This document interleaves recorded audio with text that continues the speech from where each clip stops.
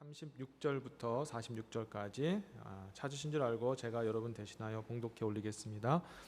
이에 예수께서 제자들과 함께 겟세마네 하는 곳에 이르러 제자들에게 이르시되 내가 저기 가서 기도할 동안에 너희는 여기 앉아 있으라 하시고 베드로와 세베대의 두 아들을 데리고 가실새 고민하고 슬퍼하사 이에 말씀하시되 내 마음이 심히 고민하여 죽게 되었으니 너희는 여기 머물러 나와 함께 깨어 있으라 하시고 조금 나아가사 얼굴을 땅에 대시고 엎드려 기도하여 가라사대 내 아버지여 만일 할만하시거든 이 잔을 내게서 지나가게 하옵소서.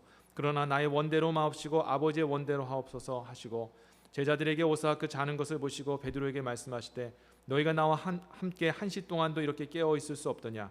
시험에 들지 않게 깨어 있어 기도하라. 마음에는 원이로되 육신이 약하도다 하시고 다시 두 번째 나아가 기도하여 가라사대 내 아버지여 만일 내가 마시지 않고는 이 잔이 내게서 지나갈 수 없거든 아버지의 원대로 되기를 원하나이다 하시고 다시 오사 보신즉 저희가 자니 이는 저희 눈이 피곤함일러라. 또 저희를 두시고 나아가 세 번째 동일한 말씀으로 기도하신 후 이에 제자들에게 오사 이르시되 이제는 자고 쉬라. 보라 때가 가까이 왔으니 인자가 죄인의 손에 팔리우니라. 일어나라 함께 가자. 보라 나를 파는 자가 가까이 왔느니라. 아멘. 자, 오늘은 예수님의 기도를 배웁시다라는 제목으로 말씀 전하겠습니다. 주님 감사합니다. 오늘도 하나님 말씀 선포합니다. 예수님의 기도를 우리가 배움으로 기도를 사모하게 하시고 기도의 은혜를 체험할 수 있는 우리 모든 성도들 되게 하여 주시옵소서. 예수 그리스도 이름으로 기도합니다. 아멘. 자, 우리 내일 모레부터 우리 가을 맞이 특별 새벽 기도회를 시작합니다. 저희 시온제일교회는 고난 주간과 또 가을 9월 달이 되면 또 새 마음으로 다시 우리의 후반기를 시작하기 위해서 특별 새벽 기도를 하고 있습니다. 하나님께서 특별히 기도하라고 특별히 시간을 주셔서 모인 이 시간에 여러분의 모든 기도와 간구의 제목들을 가지고 하나님 앞에 나와 기도할 때 응답을 받는 놀라운 은혜가 있으시기를 주의 이름으로 축원합니다. 기도하는 일에 우리가 좀 기대하시면 좋겠습니다. 그냥 매년 드리는 그 말씀이 아니라 정말 하나님께서 그 기도를 들으시고 우리 삶에 어떻게 응답하실까를 우리가 기대하며 나가는 저와 여러분이 되었으면 좋겠어요. 시편 3편 4절 말씀에 이렇게 기록이 되어 있습니다. 내가 나의 목소리로 여호와께 부르짖으니 그 성산에서 응답하시는 도다. 아멘. 어디에서 주님께 부르짖던 간에 주님 계신 그곳에서 주님께서는 우리의 기도를 반드시 들어주십니다. 주님이 얼마나 우리 기도를 듣기를 원하시는지 이사야 65장 24절에 보면 그들이 부르기 전에 내가 응답하겠고 그들이 말을 마치기 전에 내가 들을 것이며 라고 우리 주님께서 말씀하셨어요. 무슨 말인가요? 주님이 내가 지금 주님을 부르기 전에도 주님께서 응답을 예비해 두셨다는 것이고 말을 지금 하고 있는데도 이미 벌써 다 그 모든 할 말을 알고 계셨다라는 것을 이 말씀을 통해 알 수가 있습니다. 이 말은 우리 하나님이 우리 주님이 우리의 그 기도를 얼마나 듣기를 원하시는가, 그렇게 듣기를 원하시는 주님께서 우리가 하는 그 기도를 땅에 떨어지게 하시겠느냐라는 것이죠. 그래서 우리가 기도하는, 특별히 모여서 기도하는 이날을 기대하시면서 하나님께서 어떻게 내 기도를 들으시고 응답하실까 기대하는 마음으로 여러분 기도에 준비하시고 함께 해주시면 감사드리겠습니다. 자, 그런데요, 우리가 이렇게 하나님 앞에 기도를 우리의 그 간구와 그런 여러 가지 소원들을 주님 앞에 아뢰는 것도 기도지만 기도라는 것은 본질적으로 그런 우리의 모든 간구와 소원들을 아뢰는 과정을 통해 하나님과 영적인 교제를 하는 것이 바로 기도라는 것을 여러분이 기억해야 합니다. 우리가 누구와 누구를 만날 때 어떤 목적을 가지고 만나지 않습니까? 식사를 한다든지 아니면 뭐 어떤 대화를 하기 위해 커피를 마시기 위해 만남을 우리가 주선을 하는데 우리가 커피 마시는 게 목적이 아니잖아요. 그렇죠? 우리가 식사하는 게 목적이 아니라 그 식사를 통하여 그 커피 마시는 걸 통하여 상대방과 교제하고 더 깊은 관계를 갖기 위해서 우리가 나아가는 것처럼 기도도 마찬가지입니다. 우리의 필요와 간구들을 주님 앞에 가지고 나아가지만 그것을 아뢰는 것 자체가 기도가 전부가 아니라 그것을 통해서 하나님하고 교제하는 하나님의 그 은혜를 우리가 체험하는 그런 시간이 되어야 합니다. 그래서 이 기도라는 것은 하나님과 하는 영적인 교제이기 때문에 여러분들이 그 기도를 할 때 그 하나님의 그 신비로우심과 또 하나님의 크신 역사를 깊이 체험할 수 있는 것입니다. 그래서 오늘 여러분들과 함께 기도에 대해서 잠시 좀 나누기를 원합니다. 기도에 대한 훌륭한 기도의 모범을 보인 우리 믿음의 선배들이 성경에 기록되어 있지만 우리는 우리 삶의 목표이시고 또 우리의 삶의 모델 되신 예수 그리스도의 그 기도에 대해서 같이 좀 살펴보길 원합니다. 오늘 함께 나눌 그 예수님의 기도를 통해서 기도가 무엇인가, 기도할 때 어떤 일이 일어나고 기도의 목적이 무엇인가를 살펴보아서 저와 여러분 마음속에 기도하고자 하는 거룩한 열망이 불꽃처럼 일어나게 되시기를 다시 한번 주의 이름으로 축원합니다. 아멘. 자, 오늘 본문 여러분 다 아시는 겟세마네 동산에서의 기도입니다. 예수님께서 십자가에 달려 이제 죽으시기 전날 밤에 하나님의 뜻, 십자가에 달려 죽어야 한다라는, 그것을 통해서 대속을 이루어야 된다라는 그 하나님의 뜻과 그 뜻을 알지만 인간의 연약함으로 인하여, 육신을 가지신 인간으로 인하여 결국에는 그 십자가 앞에 갈등하시는 예수 그리스도의 그 간절한 기도가 있었던 곳이 바로 겟세마네이고, 그곳에 하셨던 기도가 바로 예수님의 겟세마네 기도인 것입니다. 자, 오늘 이 기도를 잠시 살펴보길 원하는데요, 예수님께서 아끼시는 제자 베드로와 그리고 세베대의 아들 야고보와 요한을 데리고 겟세마네 동산으로 예수님이 기도하기 위해 올라가셨습니다. 자, 그런데 흥미로운 점은 예수님께서 기도하러 올라가셨을 때에 예수님의 감정이 어떠했느냐, 고민과 슬픔이 가득하였다라고 기록이 되어 있습니다. 37절 다시 한번 보시죠. 베드로와 세베대의 두 아들을 데리고 가실새 고민하고 슬퍼하사라고 기록되어 있습니다. 예수님께서 사복음서를 보면 예수님의 기도하신 내용들이 많이 나오는데 대부분 예수님의 기도는 하나님께 감사하는 기도를 올려드렸습니다. 그러니까 하나님께서 예수님을 통해서 하실 일들을 감사하고 또 앞으로 하실 일들에 대해서 감사하는 기도가 대부분이었어요. 심지어는 예수님의 친구인 나사로가 죽어서 이제 무덤 속에 있고 이미 죽은 지 꽤 오랜 시간이 지나서 그 냄새가 날 정도로 그렇게 절망의 상황이었는데 예수님께서는 그 상황에서 사람들 앞에 감사의 기도를 하고 있습니다. 요한복음 11장 41절 보시면 돌을 옮겨 놓으니 예수께서 눈을 들어 우러러 보시고 가라사대 내 말을 들으신 것을 감사하나이다 라고 하나님 앞에 기도합니다. 지금 시신이 죽어 있고 지금 냄새까지 나는, 더 이상 뭐 어떻게 구원의 어떤 가능성도 없는 그런 상황이었는데 그때 하나님 아들 예수님께서는 아버지 하나님께 향하여 감사합니다. 왜 감사했습니까? 하나님께서 예수님을 통해서 그 죽은 자를 일으켜 세우시고 그를 통해서 하나님께 영광 돌리며 예수님도 함께 그 영광에 동참할 수 있게 되기 때문에, 영화로워질 수 있기 때문에 미리 하나님의 그 역사를 감사하면서 감사의 기도의 제목을 올리지 않았습니까? 그런데 대부분의 예수님의 기도는 이렇게 하나님의 영광을 찬양하고 감사하는 기도였는데 오늘 이 겟세마네의 기도는 예수님의 감정이 틀렸습니다. 어떤 마음이었습니까? 슬픔과 고민이 가득했다라고 기록이 되어 있습니다. NASB 영어 성경에 보면 이 고민과 슬픔, 이 단어가 grieved and distress라고 이렇게 기록되어 있어요. grieve라는 단어는 몹시 슬퍼하다, 감정의 가장 밑바닥, 너무너무 슬퍼서 정말 어떻게 헤어나올 수 없는 그 슬픔 가운데 있다라는 뜻을 가지고 있고, distress라는 단어는 정신적인 고통을 받다라는 뜻을 가지고 있습니다. 이 겟세마네 동산에서 예수님이 하신 그 기도는 평상시에 달리 예수님에게는 슬픔과 고통의 마음으로 주님 앞에 나왔다라는 것입니다. 자, 오늘 이것을 통해서 우리에게 주는 첫 번째 교훈이 무엇일까요? 우리가 슬픔의 마음을 가지고 고통의 마음을 갖고 주님 앞에 나아가는 것은 기도하라고 주님께서 부르시는 사인이라는 것을 여러분이 기억하셔야 한다는 것입니다. 우리는 연약하기 때문에 세상에서 상처받고 또 여러 가지 그런 환난과 또 어려움 속에서 슬픔과 또 고통의 마음을 가지고 살아갑니다.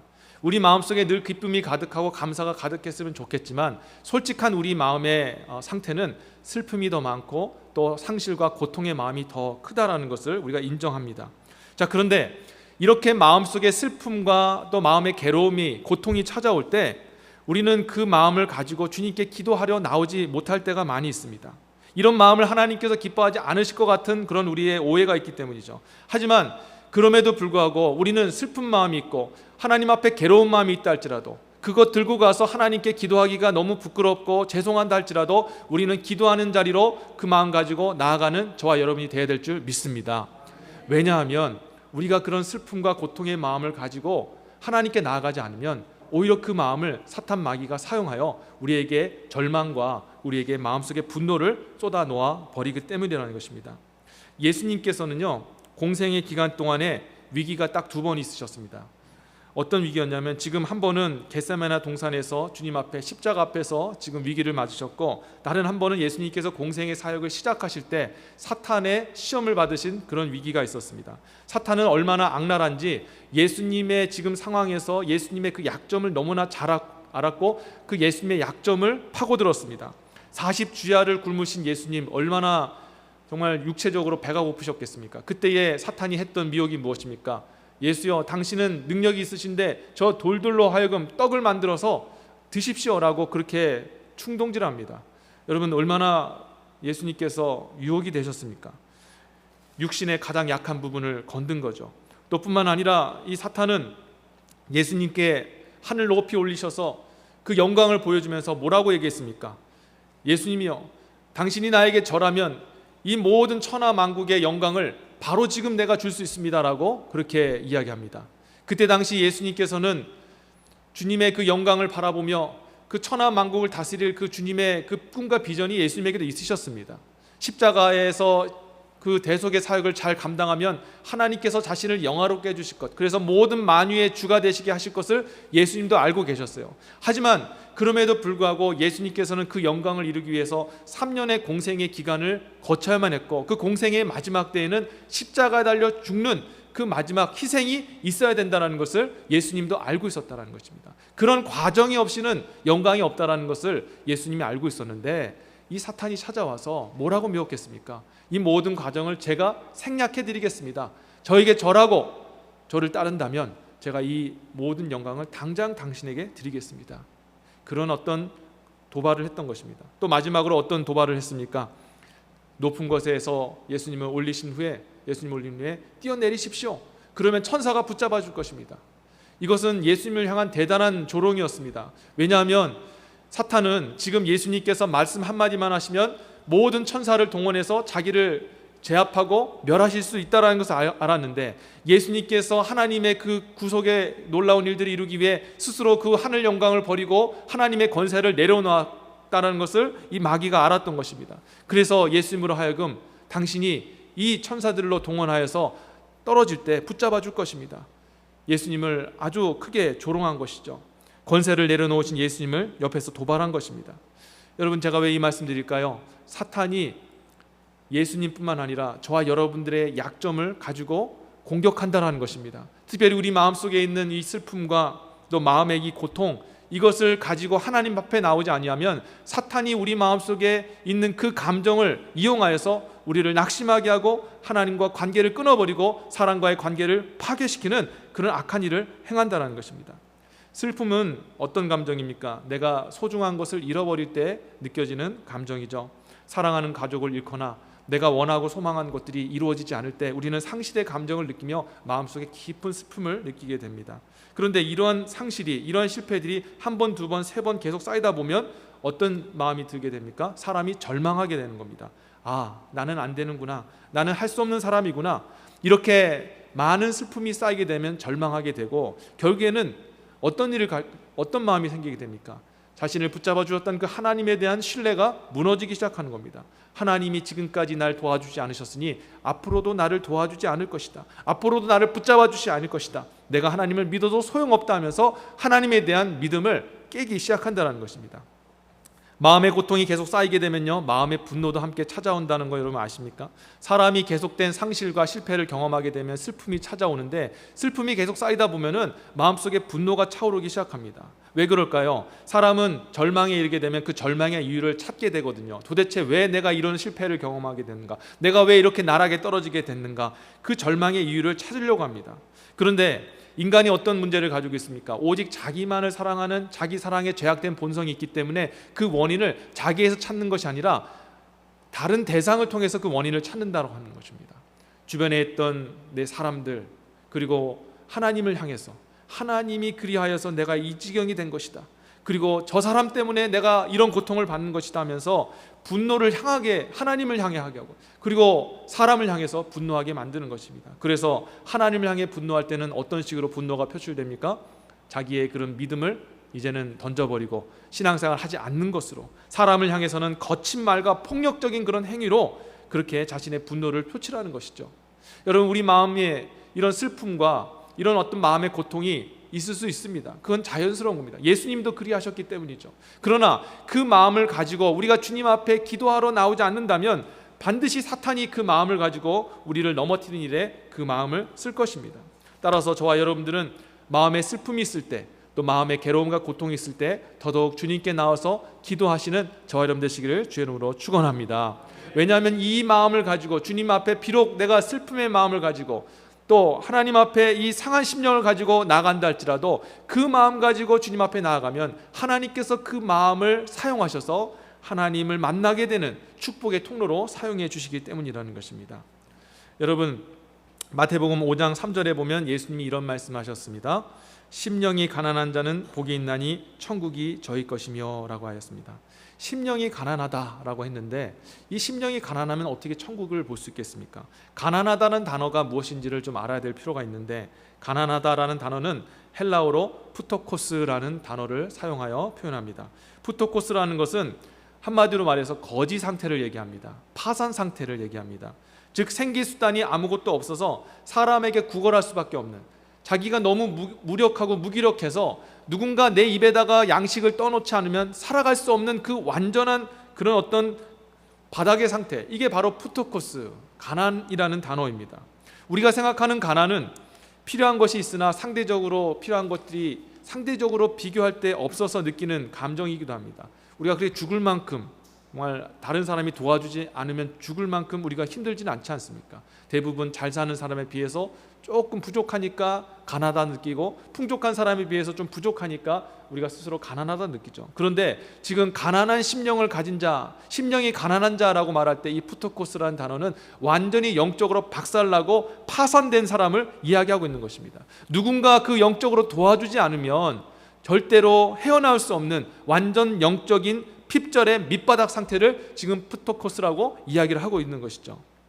여러분, 이런 상태에 있는 사람, 소망 없는 사람인데 오히려 예수님께서 말씀하시기를 이런 상태에 이르게 되었을 때 드디어 하나님의 나라를 볼 수 있다라고 말씀하셨습니다. 어떻게 이런 일이 가능합니까? 그 이유는요, 이런 슬픔과 이런 마음의 고통이 우리가 붙잡으려 했던 우리의 욕망과 우리의 어떤 세상 것들을 내려놓고 오직 하나님을 바라볼 수 있도록 도와주기 때문이라는 것입니다. 사도 바울은 로마서 7장 22절과 24절에서 자기 마음에 두 마음이 있다고 얘기를 했습니다. 내 속사람으로는 하나님의 법을 즐거워하되 내 지체 속에서 다른 한 법이 내 마음의 법과 싸워 내 지체 속에 있는 죄의 법 아래로 나를 사로잡아 오는 것을 보는도다. 오라, 나는 공고한 사람이로다. 이 사망의 몸에서 누가 나를 건져내라 라고 얘기합니다. 자, 이게 무슨 말입니까? 내가 마음으로는 한켠에 내 마음속에는 주님 말씀에 순종하고 싶은 하나님의 법이 있다는 것입니다. 그런데 하나님의 마음이 함께 있음에도 불구하고 다른 마음의 한켠에는 내가 하나님 말씀에 불순종하고 내 육신의 죄악을 쫓아 살고 싶은 내 죄악된 본성이 함께 자리하고 있다는 것입니다. 여러분, 이 사도 바울의 고백이 우리의 고백이기도 하지 않습니까? 우리는 입술로 거룩을 말하나 우리의 마음은 항상 늘 우리의 욕망과 쾌락을 함께 담고 있습니다. 물질, 성공, 어떤 명예, 이런 거 주님 만난 후에 다 내려놓았다고 하지만 실은 우리가 주님의 이름을 부르면서 한편으로는 부자 되고 싶고 한편으로는 성공하고 싶고 한편으로는 명예를 얻고 싶은 그런 마음이 함께 내 안에 공존하고 있습니다. 사도 바울이 오라, 나는 공고한 사람이다, 난 절망의 사람이다라고 그렇게 이야기했던 것처럼 왜 그런 얘기를 했습니까? 이 마음속에 이 공존하는 두 마음이 있는데 도저히 자기 힘으로 이 죄악된 마음, 이 죄악된 본성을 어떻게 해결할 방법이 없다 라고 고백했던 사도 바울의 고백처럼 저와 여러분들도 똑같은 고백을 하고 있지 않습니까? 그런데 하나님의 은혜가 있습니다. 그런 모든 죄악된 것들, 내 욕망들, 내 욕심들, 내 생각들, 내 주관들을 내려놓게 해주시는 하나님의 은혜가 있어요. 그게 무엇일까요? 바로 우리 마음속에 있는 이 슬픔과 마음의 고통이라는 것입니다. 하나님께서는 이것을 성령을 통하여서 사용하십니다. 사용하셔서 내 모든 육신의 것들은 내려놓게 하시고 그것을 통해서 이제는 하나님의 것을 바라보게 하십니다. 육신의 것은 소망을 두지 않게 하시고 실망하게 하시고 오히려 기도하며 주님 앞에 나올 때 우리의 영안을 열어주셔서 이제는 보지 못했던 그 하나님을 보게 하시고 들리지 않았던 그 하나님의 음성을 들리게 하시는 성령의 놀라운 역사가 기도하는 저와 여러분 가운데 임하는 줄 믿으시기를 주의 이름으로 축원합니다. 예레미야 33장 3절에 보면 너는 내게 부르짖으라, 내가 내게 응답하겠고 내가 알지 못하고 크고 놀란 비밀한 일을 내게 보이리라 라고 약속하셨어요. 우리가 주님 앞에 비록 상한 심령으로, 그리고 내가 마음에 파선하여 주님 앞에 나와서 심지어는 주님께 원망하고 또 불평하고 하나님 뜻과 반하는 그런 어떤 생각과 마음을 가지고 주님 앞에 설다 할지라도 그것을 가지고 주님 앞에 나와서 기도하게 되면 주님께서 우리의 영안을 여시고 우리에게 알지 못했던 크고 놀라운 비밀들, 하늘의 놀라운 소망들을 부어주시는 줄 믿으시기를 주의 이름으로 축원합니다. 여러분, 예수님도 처음에 오실 때 그 마음으로 오신 것 아니겠습니까? 완전하신 인간인 예수님도 십자가에 대한 의구심이 있었을 겁니다. 분명히 예수님은 하나님 아버지를 통해서 이 십자가를 져야 구원에 이르게 되고 모든 만물이 회복하게 되고 영광에 이르게 된다라고 분명히 하나님 아버지께 그 말씀을 들었을 것입니다. 그럼에도 예수님에게는 십자가에 대한 의구심이 있었어요. 왜 꼭 십자가를 져야만 합니까? 왜 죽어야만 합니까? 왜 가장 고통스러운 십자가여야만 합니까? 라고 그렇게 의구심이 있었어요. 그 의구심이 있었다는 것을 어떻게 알 수 있습니까? 예수님께서 겟세마네 동산에서 하셨던 그 첫 번째 기도의 내용을 통해서 알 수 있지 않습니까? 예수님이 뭐라 말씀하셨어요? 만일 할만하시거든 이 잔을 내게서 지나가게 하옵소서. 하나님의 아들이시잖아요. 누구보다 하나님의 뜻을 아시는 분이 어떻게 그 하나님의 만세전부터 계획하신 그 뜻에 대해서 이 잔을 내게서 멀리하여 주옵소서, 내 잔을 내게서 지나가게 하옵소서, 십자가를 매지 않는 가능성은 없습니까? 라고 어떻게 기도할 수 있습니까? 그 말은 예수님 안에도 그런 어떤 의구심이 있었고, 그리고 마음에 고통이 있었고 슬픔이 있었다는 것입니다. 그런데 예수님은 그 마음을 가지고 그냥 홀로 계시지 아니하시고 하나님께 나왔던 것입니다.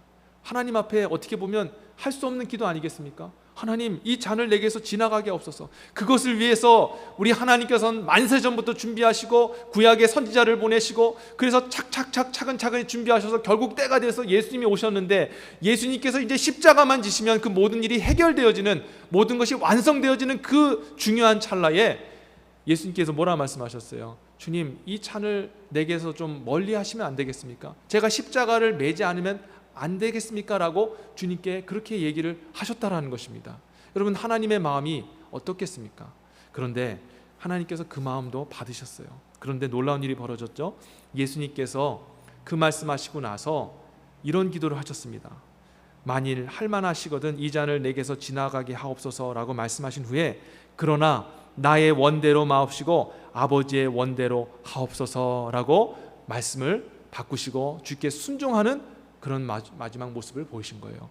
여러분, 어떤 일이 일어난 걸까요? 예수님께서 비록 십자가에 대한 의구심을 가지고 나가셨습니다. 그것이 맞는 거지만 받아들이기 힘든 마음으로, 슬픔과 고통의 마음으로 나가셨습니다. 그런데 그런 기도하는 그 순간, 그러면서 예수님께서 하나님께 말씀하시기를 이 십자가의 잔을 제가 마시지 않을 수는 없겠습니까? 라는 그 말씀을 하신 후에 예수님께서는 그 이후에 하나님과 영적인 교제를 하시고 말이 바뀌셨습니다. 그러나 나의 뜻대로 말게 하시고 아버지의 원대로 하십시오 하면서 아버지의 뜻을 받아들입니다.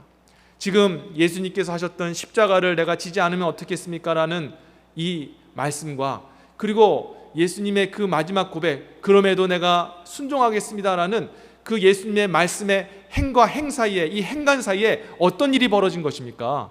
그때에 이 예수님이 하나님과 영적인 교제, 즉 말해 기도하는 이 시간을 통하여서 하나님의 압도적인, 저항할 수 없는 그 하나님의 은혜를 예수님께서 깨닫고 체험하셨다는 것입니다. 자기 자신을 죽게 하시면서까지, 자기가 하나님의 아들인데 그 아들을 십자가에 달려 죽게 하시기까지 사랑하시는 그 인간을 구원하시고자 하는 하나님의 인간을 향한 그 사랑의 마음, 그리고 그 십자가를 짐으로 모든 만물을 구원에 이르게 하여 하나님 앞에 영광을 올려드릴 때 그 예수님, 자신의 아들 예수님을 함께 그 영광에 동참하여 모든 만물 위에 주의 주로 세우시고자 하는 그 예수님을 향한 하나님의 간절한 소망, 그것이 기도하는 그 예수님 행과 행 사이에 예수님의 마음속에 하나님의 마음이 부어지게 되었다는 것입니다. 성도 여러분, 바로 그것입니다. 기도의 신비가 바로 그것입니다. 우리가 비록 상한 심령을 가지고 주님 앞에 나아가고 하나님이 기뻐하시지 않는 그런 기도의 제목 올렸다 할지라도, 우리가 주님 앞에 나와서 기도하기 시작하면 주님께서 우리의 그 행과 행 사이에 역사하셔서 우리도 하나님 앞에 주님, 제가 주님 말씀에 순종하겠습니다, 주님께 영광의 그 길을 내가 따라가겠습니다 라고 그렇게 고백할 수 있는 놀라운 마음 변화의 역사, 회복의 역사가 기도하는 저와 여러분 가운데 임하는 줄 믿으시기를 주 이름으로 축원합니다. 여러분, 이 찬양 여러분 아시지 않습니까? 나의 주 나의 하나님이여라는 이 찬양 제가 한번 불러볼게요. 나의 주 나의 하나님이여 주를 경배합니다. 주 사랑하는 나의 마음을 주께서 아시나이다. 고통 속에 방황하는 내 마음 주께로 갈 수 없지만 저항할 수 없는 그 은혜로 주님의 길을 걷게 하소서. 나의 주 나의 하나님이여 주를 경배합니다. 주 사랑하는 나의 마음을 주께서 아시나이다. 이 찬양을 지으신 작사 작곡자는 분명히 이 예수님의 겟세마네 동산의 기도를 생각하면서 이 찬양을 지었을 것입니다. 이 찬양의 가사에 뭐라고 기록되어 있습니까? 고통 속에 방황하는 내 마음 주께로 갈 수 없지만, 십자가를 져야 하지만 십자가 지기가 너무 부담스럽고 마음이 그로 인해서 슬프고 괴롭습니다. 그렇지만 그 상한 심령으로 주님 앞에 나아갔을 때에 주께서 행과 행 사이에 역사하셔서 예수님의 마음을 변화시켜 주셨습니다. 어떤 마음이 부어졌습니까? 저항할 수 없는 그 하나님의 은혜, 십자가를 질 수밖에 없고 그 길을 걸어갈 수밖에 없도록 하시는 그 하나님의 은혜가 기도하는 그 순간에 예수님의 마음에 부어진 줄 믿습니다. 저와 여러분들도 상한 심령으로 와서 심지어는 하나님 앞에 원망하고 불평하고, 하나님 이럴 수 있습니까? 하나님 어떻게 저한테 이럴 수 있습니까? 라고 하나님 앞에 상한 심령을 가지고 온다 할지라도 우리 주님 앞에 나가서 기도하면 예수님에게 부어주셨던 것처럼 저항할 수 없는 그 하나님의 여러분을 향한 사랑의 마음, 그리고 그 여러분들을 통하여서 일하시고 그리고 함께 같이 하나님의 영광에 동참하기를 원하시는 그 하나님의 간절한 여러분을 향한 그 소망의 마음이 기도하는 여러분에게 부어줄 줄 믿으시기를 주의 이름으로 축원합니다. 여러분, 그리할 때 저항할 수 없는 그 은혜로 우리는 주님의 길을 걸어갈 수 있게 되는 것입니다. 우리의 힘과 우리의 결단으로, 우리가 은사가 있기 때문에, 우리가 직분을 맡겼기 때문에 그렇게 주님의 길을 걸어가는 것이 아니라 기도할 때에, 기도하면서 그 기도하는 그 행과 행 사이에 주님을 만나는 그 관계가 이루어질 때, 은혜가 부어질 때 저와 여러분들이 주의 길을 온전히 걸어갈 수 있게 되는 줄 다시 한번 믿으시기를 바랍니다. 이제 말씀을 맺도록 하겠습니다. 깨지기 쉬운 유리 같은 우리는 세상 살면서 실패하고 또 낙심하면서 마음속에 슬픔과 또 고통, 그로 인해서 또 때로는 원망과 불평이 우리 마음속에 가득 차 있을 수도 있습니다. 이 마음을 가지고 주님 앞에 서는 것이 참 부끄러울 때가 있습니다. 방금 드렸던 찬양과 같이 정말 이 주님 앞에 부끄러워 앞에 설 수 없는 그런 상황이 있지라 할지라도 그래도 그 마음 가지고 주님 앞에 서시라는 것입니다. 주님 앞에 원망을 쏟아놓고 어찌 이럴 수 있습니까? 라고 하나님 앞에 항변을 한다 할지라도 주님께서는 그 소리 듣기를 원하시고, 우리가 주님 앞에 나와서 주님 앞에 기도하며 주의 이름을 부를 때에 주께서 행과 행 사이에 정말 마음을 변화시켜서 저항할 수 없는 그 하나님의 은혜를 저와 여러분 가운데 부어주실 줄 믿습니다. 저는 여러분들이 그 은혜를 다 체험하셨으면 좋겠습니다. 그 은혜를 체험하시고 신앙생활 하셨으면 좋겠습니다. 그 은혜를 체험하시고 봉사하시고 주님의 나라와 영광을 위해서 여러분 예수님과 같이 십자가 길로 한 발자국 발을 떼실 수 있는 저와 여러분 되시기를 바랍니다.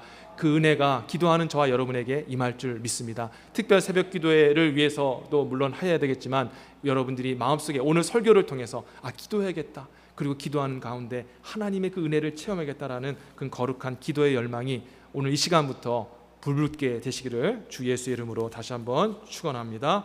아멘. 기도하겠습니다.